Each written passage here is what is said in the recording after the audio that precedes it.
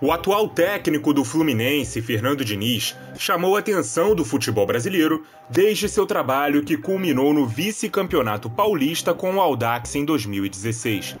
Aquele estilo de jogo corajoso e bonito, independente do material humano que tinha, provou que qualquer estilo de jogo poderia ser aplicável em qualquer time, desde que fosse bem treinado.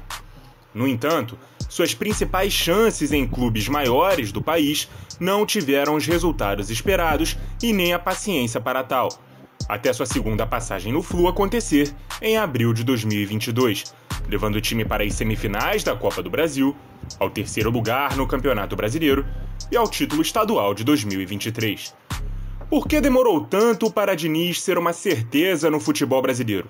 O vídeo de hoje vai listar 5 pontos negativos do que ficou conhecido como dinizismo.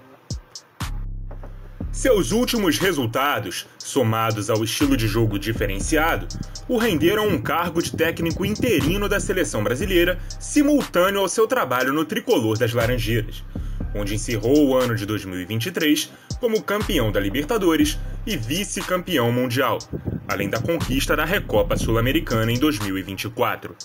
Mas nem tudo são flores. As opiniões sobre o trabalho de Diniz são sempre extremas. Há quem defenda com unhas e dentes e quem abomine o estilo. Existe também uma terceira opinião, que vem dos torcedores de clubes que foram treinados por ele, mas que não tiveram sucesso. Acho lindo de ver no time dos outros. No meu, eu não quero mais. Primeiro, vamos entender o que é o tal do dinizismo.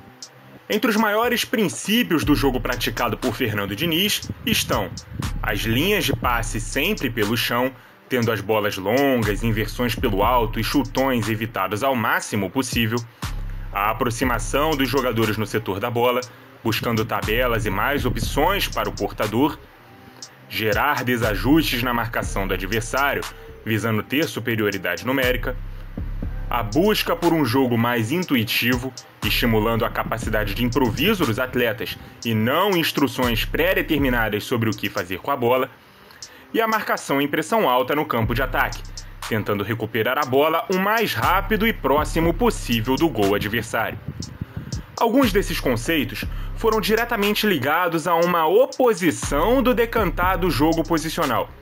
O próprio treinador brincou com isso, chamando sua ideia de jogo aposicional. A imprensa europeia passou a nomear a ideia como relacionismo, já que ela estimula as relações próximas entre os jogadores, no mesmo setor do campo. Mas talvez a expressão dinizismo, que surgiu como uma brincadeira, seja a melhor definição para esse arquétipo de jogo, já que entre semelhanças e diferenças, é difícil achar alguém no mundo que reproduza as ideias impostas por Diniz da mesma forma que ele pensa o futebol. Com isso, vamos aos 5 pontos que achamos negativos dentro desta ideia e que pode ser uma explicação da antipatia de uma parte do público e crítica. 1. Perigos da saída de bola curta e pelo chão. Sabemos que um dos princípios do futebol moderno é a exigência de goleiros e defensores que também tenham uma boa qualidade no passe, para uma saída de bola limpa e organizada. No entanto, não é difícil de ver os times do Diniz sofrerem com a pressão alta e com dificuldade de se livrar da bola, fazendo passes perigosos dentro da pequena área por não abandonarem a ideia de que o chutão ou a bola longa são quase que proibidos pelo treinador. Toda regra tem sua exceção, e quando o erro de passe for provocado pelo adversário ou iminente pela proximidade do marcador, o ideal é afastar o perigo. O treinador prefere correr riscos e várias vezes o gol acaba saindo por conta deste princípio. 2. Saída da posição de peças que não jogam bem em determinados setores. Uma das grandes marcas do trabalho de Diniz é a compactação no setor da bola. Muitas vezes, essa compactação é vertical, ou seja, em um dos lados do campo. Isso significa que o princípio da amplitude, salvo raríssimas exceções, é ignorado pelo treinador, aproximando inclusive lateral e ponta do lado oposto ao lado que está a bola. O que pode sim gerar linhas de passe difíceis de serem marcadas, mas também deixam os jogadores em regiões do campo em que eles não se sentem à vontade. Confundir o adversário pode ser uma grande arma, mas ao mesmo tempo, confundir os jogadores do seu próprio time, forçando-os a jogar fora de posição, pode não ser algo legal. Claro que em casos como o do lateral esquerdo Marcelo no Fluminense, isso funciona muito bem. O jogador tem muita qualidade para trabalhar centralizado e já marcou até gol saindo da direita e puxando para a canhota. Mas outros, como Vini Júnior e Rafinha na seleção brasileira, a ideia não foi muito bem aproveitada, já que principalmente pontas precisam ter o 1 contra 1 estimulado, e mantê-los numa região mais vazia pode ser muito mais inteligente do que levá-los para uma região mais congestionada, o que nos leva ao terceiro ponto. 3. Atrair a marcação do adversário ao setor que os jogadores se aglomeram. A partir do momento que você aproxima seu time para uma região do campo específica, visando ter mais linhas de passe e minimizando o erro com passes curtos em detrimento dos passes longos, a consequência é também ter um adversário compactado na mesma região do campo. O que significa dizer que o bloco útil de campo que está sendo ocupado, algumas vezes pelos 20 jogadores de linha, não tem um escape no chamado lado fraco. As tabelas e movimentações podem até acontecer, deixando os marcadores adversários sem saber quem acompanhar e onde ocupar o espaço. Porém, esse é um princípio mais útil quando se encontra marcações individuais. A maioria das equipes modernas marcam por zona e se compactam atrás da linha da bola. Os jogadores podem se movimentar e sair de posição dentro do bloco compactado. Se a ocupação de espaço da marcação não se desorganizar, não haverá uma vantagem prática gerada. O time que tem a bola só terá de passar por mais marcadores pela frente. 4. Confundir liberdade com obrigação de decidir. Sabemos que a tomada de decisão é algo extremamente individual de cada jogador e que é impossível o técnico ter controle sobre ela. Porém, os treinamentos servem para criar situações em que os jogadores normalmente verão nos jogos. E se ele já treinou aquela situação e sabe como sair dela, no jogo será mais fácil ele reproduzir aquilo que treinou. Quando falamos em dar liberdade para que o jogador improvise, normalmente temos a ideia romântica de falar sobre os dribles ou aqueles passes que parecem tirados da cartola, que só um jogador habilidoso é capaz de criar.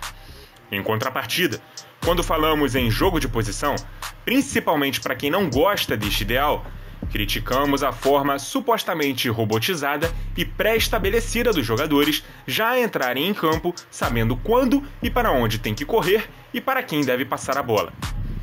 Eu nunca vou encontrar uma explicação melhor sobre isso do que a de Pep Guardiola quando falou sobre o tema.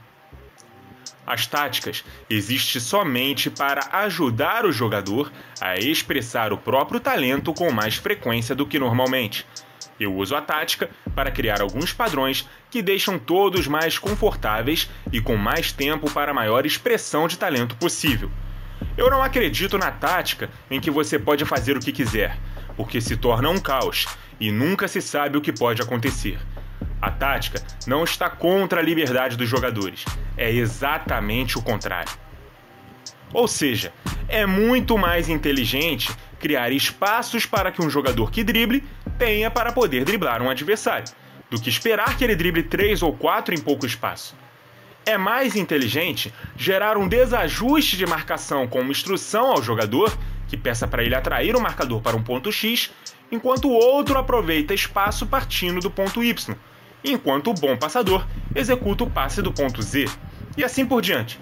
Criar mecanismos para que um jogador faça o que ele faz de melhor mais vezes e de forma mais organizada no jogo é muito mais inteligente do que o famigerado bola no craque que o craque decide.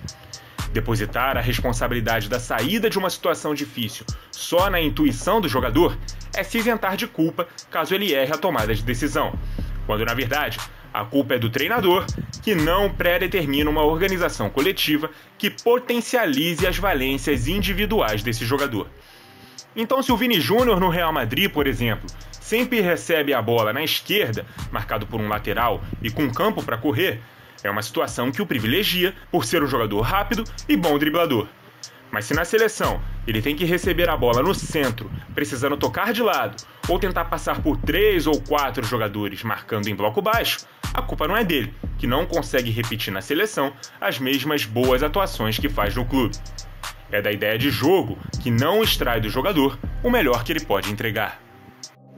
5. Muitas compensações na hora de defender.